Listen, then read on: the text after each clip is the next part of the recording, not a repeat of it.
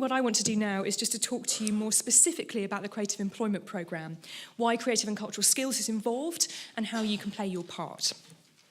So let's just recap for a moment exactly what the drivers of the programme are. Our previous speakers have talked about the urgent need to address youth unemployment if we're to support a next generation of talent.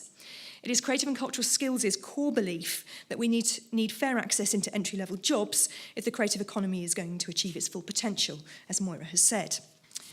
If we're going to be doing this, we must also be maximising the creative sector's engagement with mainstream work, skills and employment programmes, as John has outlined, especially if we are to achieve a sustainable funding model for creative organisations delivering training and work opportunities.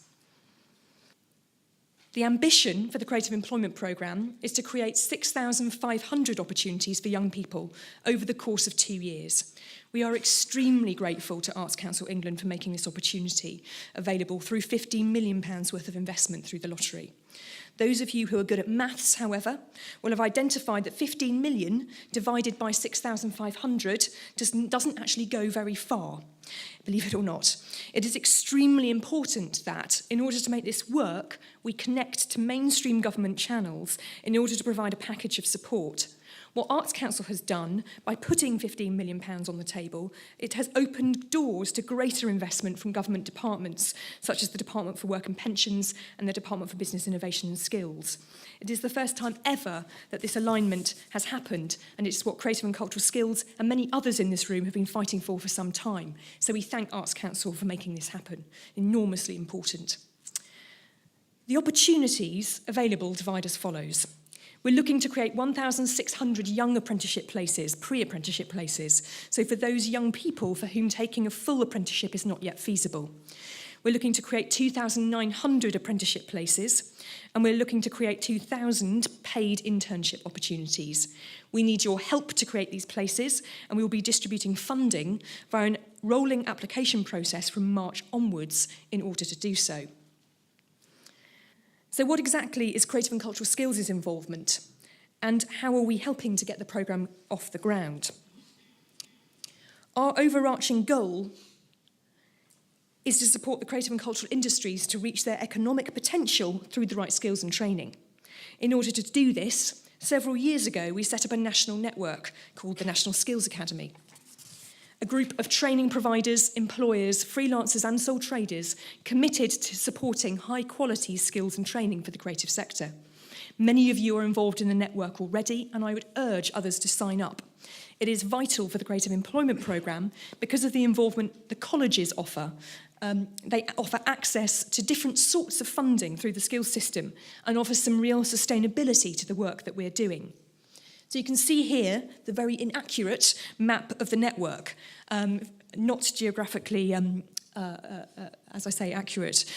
We already have clusters of arts organisations working with colleges locally around apprenticeships and in partnership with regional networks who are ambassadors for skills work. The goal with the Creative Employment Programme is to get organisations talking to and working with job centres, FE colleges, local enterprise partnerships, universities, work programme providers and other youth services. This type of partnership working is vital if we want to take this opportunity to really change recruitment culture in this sector in the long term.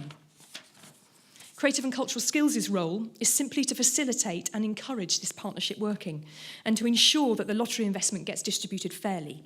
We really need you to participate, as Moira said, if it's going to be a success.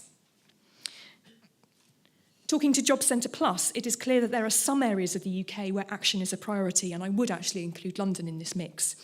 Whilst I know that you're involved in this event because you're connected to Arts Council England's London office or the South East, I would urge you to think about partnerships or collaborative working with those based in areas where there is particular need. And what types of jobs are we hoping to create?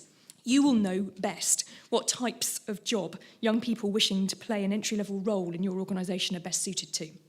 There are apprenticeship frameworks available for a range of occupations, and over 2,000, as John has said, on the national framework, from administration, marketing and finance, through to more technical and specific job roles, such as working backstage in theatre or front of house.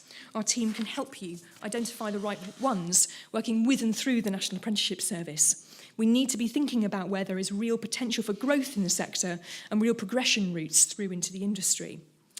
We are acutely aware that the real growth potential lies not in large organisations, actually, with fixed assets such as buildings. These are, in the majority, trying to cut costs, and we understand that. We need to be thinking creatively about how to equip young people with the ability to make their own work in the future. The make a job, don't take a job mentality, which I credit to New Deal of the Mind, which can be encouraged through enterprise education. It would be great if this could be an intrinsic part of this programme. It's certainly of real interest to the Skills Academy College Network, several of whom are now investing in student startups.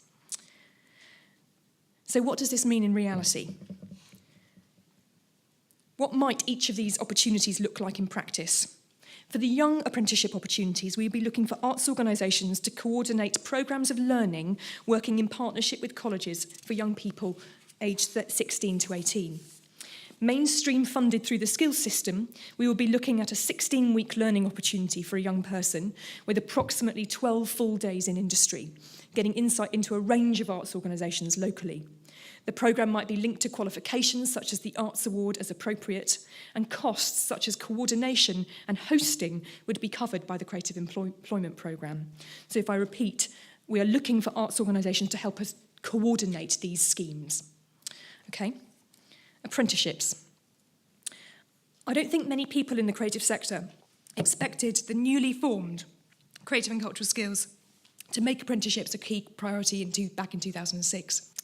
Most employers said that they would like to have apprenticeships for graduates rather than engage directly in school leavers. However, as we survey the scene today, over 2,000 young people have started an apprenticeship through us, from a standing start of 0 when the frameworks first launched in 2008. And there are 3,500 in total in the sector more broadly. The start-up phase for creating capacity for apprenticeships in the creative sector has been enormously challenging.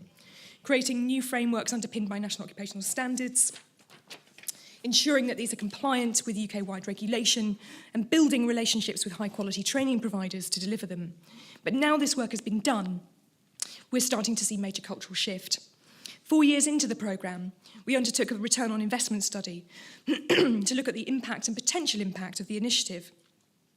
Over 90% of participating young people stayed in jobs or went into further education. The creative sector can make a significant difference to young people's lives, and we want to prove to government that we have the potential to do more so if given the opportunity. The barrier to take-up of apprenticeships has always been the challenge that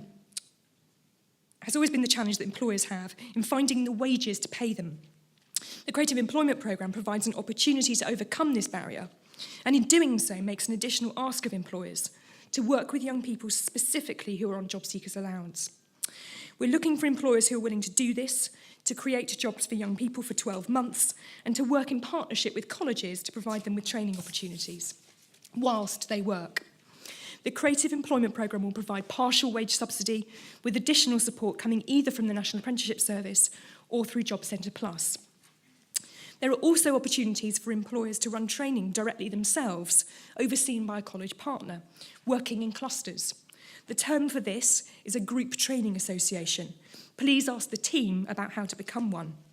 Again, this is an opportunity to access mainstream skills funding and ensure it is responding to real industry need. And finally, internships. We've been working in partnership with Arts Council England on these issues for quite some time. In November 2011, we jointly published some guidelines on internships in the arts, where we recognised the benefits of a well-planned internship for both the host organisation and the young person, but also clearly set out the responsibilities an employer has if offering this type of opportunity, including some very real legal obligations. There was clearly a huge desire for these best practice guidelines in what can sometimes be a very grey area for both employers and young people, and I know it's been very well downloaded from the Arts Council's website. We know that the arts sector is taking this responsibility seriously, and we hope that through the Creative Employment Programme we can achieve real step change. We know that most employers would like to offer a fair day's pay for a fair day's work. If employers are willing to work with young people claiming job seekers allowance, there is specific subsidy available through the Creative Employment Programme to fund their wages. We are looking for 6-month-long, high-quality placements and encourage you to bid to host those through the programme. I mentioned earlier our interest in programmes that might help young people create jobs themselves, and we'll welcome further conversations about this. We are also working with New Deal of the Mind to scope the possibility of an internship academy that might add value to interns as they progress with their placements, offering additional support and training, and welcome your views and input on that as well. Other ways to get involved.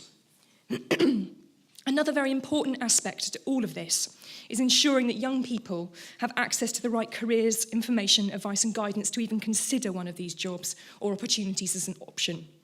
Creative and Cultural Skills' careers programme, Creative Choices, has now reached over 2 million young people aspiring to work in the creative sector. We average over 100,000 visitors a month to the website creativechoices.co.uk, which just indicates the level to which creative jobs are in demand. We also run events and provide resources and training for careers advisors. We want all this information to be as accurate as possible, so about the real stories that you've got to tell. And so we need your help. If you can host an event in your venue or be willing to be interviewed or provide some content for the website, we would love to hear from you. And those are some examples of folk that have already featured. We've got a range of people already online, but would like to hear from you, whatever job you have in the industry. Your career journey has no doubt been interesting if you are here in the creative sector. So next steps. We'll formally be launching the Creative Employment Programme on the 6th of March at the Skills Academy's conference at the Backstage Centre in Purfleet. We aim to be open for applications by the end of March, with applications made through an online portal, much as how you might normally apply to the Arts Council. There will be monthly application rounds, and because the money distributed is lottery funding, organisations must apply through open and competitive application. All applications will be assessed against set criteria, which we have not yet finalised. Don't ask us too many technical questions today. We aim to notify applicants of decisions within 4 weeks. It is imperative that we get projects off the ground quickly in order to benefit young people as soon as possible.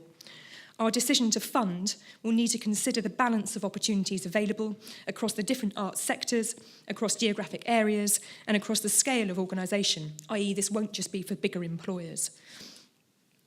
We will need to see evidence of your commitment to good recruitment practice and the sustainability of entry-level jobs beyond the life of the Creative Employment Programme. We will support applicants to work with Job Centre Plus and the National Apprenticeship Service. And we'll be hosting regional roadshows across England in March to share information and take views. If you're willing to host a roadshow or a meeting at your place, please do let one of the team know. So that's where the conference is going to be, at our glorious Backstage Centre down in Purfleet, which is also opening its doors formally on the 6th of March. Just leaves me to say thank you for being here today. I really hope you'll be able to take part in this important opportunity to look towards a next generation of talent for the creative sector.